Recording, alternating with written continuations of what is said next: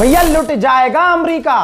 America की आवाम को कैसे लूटा जा रहा है, देखिए मैं अभी बता रहा हूं। बवाल अमेरिका में ऑलरेडी चल रहा है और यह बवाल बढ़ने वाला है इंशाल्लाह। दोस्तों, डोनाल्ड ट्रंप को यह जंग चाहे कितनी भी महंगी पड़ रही हो, बात है इज्जत पे, नाक पे बात आई हुई है। तो दोस्तों, बड़ा अपडेट अब यह है कि जो अमेरिका की रिपब्लिकन्स है, पैसे की पड़ रही है कमी, खर्चा हो रहा है मोटा, तो वो सोच रहे हैं कि जो अमेरिका का मेडिकल हेल्थ केयर है उससे $200 बिलियन कट करके अमेरिकी लोगों का जो हेल्थ केयर सिस्टम है उससे 200 बिलियन पैसा बचाकर ईरान के खिलाफ जंग में लगाया जाए। यह नौबत आ गई है। करते रहो, कोई बात नहीं है। ईरान धड़ल्ले से तेल बेच रहा है, फायदा उसका हो रहा है, खूब पैसा कमा रहा है और अमेरिका चारों तरफ से खसारे में है। उधर सऊदी अरब ने निंदा करी है कि कुवैत में जो एयरपोर्ट पर और अलग अलग जगहों पर ईरान ने हमले किए हैं खतरनाक। अब मैं ये पूछना चाहता हूं सुअर की शर्मगाहों के बाल से, ये जितने भी अरब है, खासकर ये सऊदी अरब, अबे अभी तक तो तुम ये कह रोज रिपोर्ट, और मैं दिखाता भी हूं, ऐसा नहीं, ना कोई सऊदी का ऑफिशियल ये नहीं कह सकता भाई हमारी खबर नहीं दिखा रहा। दोनों तरफ की।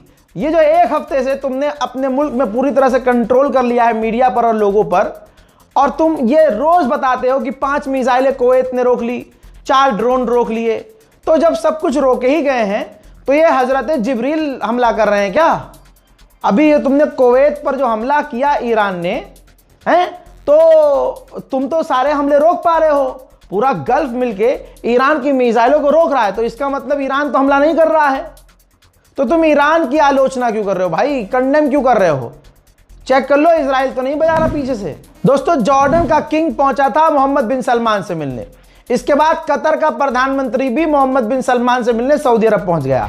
उधर यूएई, जाहिर सी बात है, मैंने पहले ही कहा है कि इलाके में, उस मिडिल ईस्ट में जो यूएई है वो दूसरा इजराइल है। इस बात को तमाम उम्मत मुस्लिमा याद रखे, वरना पछताएगी। और दिमाग में कोई गलतफहमी मत रखना कि ओहो यूएई बड़ा इस्लामिक है, बिल्कुल नहीं है। सब ड्रामा है। क्योंकि देखिए, इस्लामी माहौल अलग है, लेकिन जो सरकार है वहां की, वो इजराइल की पूरी गुलाम है। अब वहां की गवर्नमेंट ने कहा है कि ईरानी रिजीम के साथ रहना काफी मुश्किल है, नामुमकिन है। दोस्तों, सऊदी अरब के करीब एक टैंकर खड़ा था, उस टैंकर पर 2 ब्लास्ट हुए हैं। क्या चीज टकराई है, मिसाइल या ड्रोन, मैं नहीं कह सकता, लेकिन हमला हुआ है। वो भी टैंकर चल नहीं रहा था, खड़ा हुआ था और सऊदी अरब के करीब था। उधर ईरान के प्रेसिडेंट ने बहुत लंबे समय के बाद पहली बार ऐसी तस्वीर सामने आई है कि फिजिकली मिलकर कैबिनेट मीटिंग की है। अभी तो सारा ऑनलाइन काम चल रहा था, और तो ये अब मीटिंग हुई है और फैसला ये लिया गया है कि जो भी जंगबंदी होगी उसमें हम ऐसी ही शर्त रखेंगे, हम तभी जंगबंदी के लिए राजी होंगे जिसमें हमारी सिक्योरिटी की गारंटी हो और हमारा जो पूरा जो मोटो है कंप्लीट होना चाहिए, और हम कहीं से भी अपने नुकसान में डील नहीं करेंगे। ईरानियन कमांडर ने एक महिला की, एक मां की वीडियो शेयर की है जो आपकी स्क्रीन पर है। सैयद माजिद मूसवी, ये बहुत सीनियर कमांडर हैं। इन्होंने, जिनके 8 जवान बच्चे शहीद हुए हैं, 8 जवान बच्चे, सोचिए। उन्होंने कहा है कि हम एक का बदला लेंगे। यहां पर एक बात याद आ रही है, ट्रेंड चल गया है भारत में, बुरा मान जाएंगे लोग लेकिन मुझ पे फर्क नहीं पड़ता। ट्रेंड चल गया है कि भाई मदद कर रहे हैं, अब स्लिप चाहिए, स्लिप, है ना। मेरी जान, 8 जवान बच्चे मारे गए, शहीद हो गए। 8 बच्चों के शहीद होने पर उस मां को लाखों सलाम कि उसने ईरानी गवर्नमेंट से, किसी अंजुमन से, समझ रहे हो, रसीद नहीं मांगी है। यही जज्बा होता। बट इसका मतलब यह नहीं है कि आप रसीद ना लें। भैया, ये तो इंडिया है, बहुत तरह के फ्रॉड हो सकते हैं, लेकिन मैं जज्बा बताने की कोशिश कर रहा हूं कि ये ईरान के अंदर का मामला है। क्योंकि ईरान के बाहर अगर आप कहीं को भाई किसी को मदद दे रहे हैं तो ऑब्वियसली आपको रसीद लेनी होगी। लेकिन आपको मैं बता दूं कि ईरान में ये एक मां नहीं है, ऐसी न जाने कितनी माओं ने अपने बच्चों को कुर्बान कर दिया है और पलट के सरकार से एक सवाल नहीं किया, क्योंकि उनको पता है कि उन्होंने करबला वालों की याद में अपने मुल्क को बचाने के लिए, अपने दीन के लिए, अपने मजहब, अपने ईमान के लिए अपने बच्चों को कुर्बान किया है। उधर जहां बार बार दिमाग में यह डाला जाता है गुलाबी सुअर के द्वारा, कल सुबह 7 बजे फिर आगे कह देगा कि हमने ईरान की ड्रोन पावर, ड्रोन मिसाइल, इन सब सिस्टम को उड़ा दिया है, अब वो हमला नहीं कर सकते। ये देखिए, ईरान ने एक बार फिर से एक वीडियो जारी किया है, IRGC ने, अल्लाह अकबर के नारे के साथ ड्रोन लॉन्च किए गए हैं। जी हां, कई तरह का ड्रोन दुश्मन की तरफ लॉन्च किया गया है।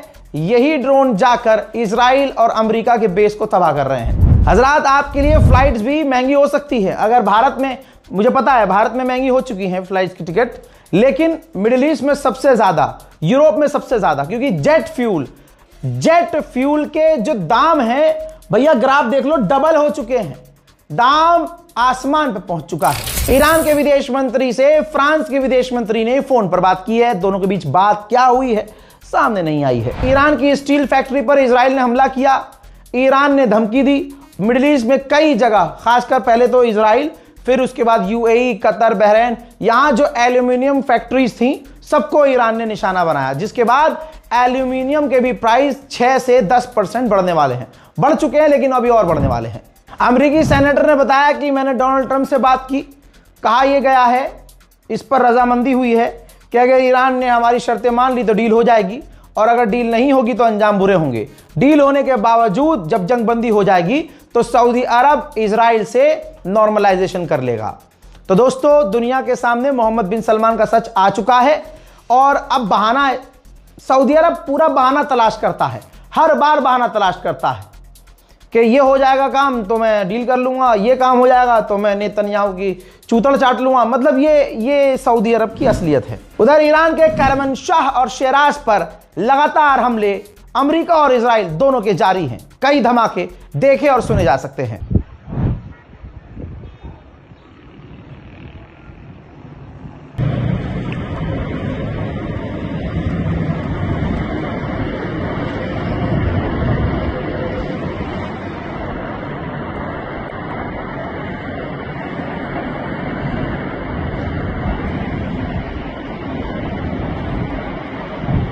उधर इराक के आसमान में B-2 परमाणु बॉम्बर और फाइटर जेट उड़ते हुए नजर आ रहे हैं। यानी यह बात क्लियर है कि अमेरिका अपने सबसे बड़ी ताकत B-2 और B-1 बॉम्बर जैसे परमाणु बॉम्बरों का इस्तेमाल ईरान पर हमला करने के लिए कर रहा है। उधर पाकिस्तान को लपेटा है ईरान ने। भाई साहब, ईरान के प्रवक्ता ने क्लियर कह दिया है कि हमारी किसी से कोई बात नहीं हो रही है। पाकिस्तान को एकदम दूध में से मक्खी की तरह ईरान ने किनारे कर दिया और कह दिया है कि ईरान के मुद्दे, हमारे मुद्दे पर हम बात नहीं कर रहे हैं।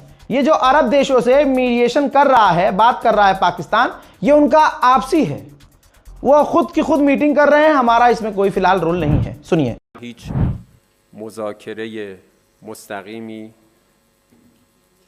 تا الان با آمریکا نداشتیم.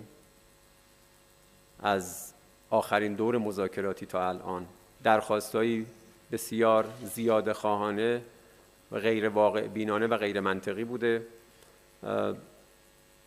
نشستایی که پاکستان با کشورهای همسایه داره، خب چارچوبی است که خودشون تأسیس کردن. ما در این چارچوب مشارکتی نداشتیم. تنگه هرمز مگر تا قبل از 9 اسفند بسته بود.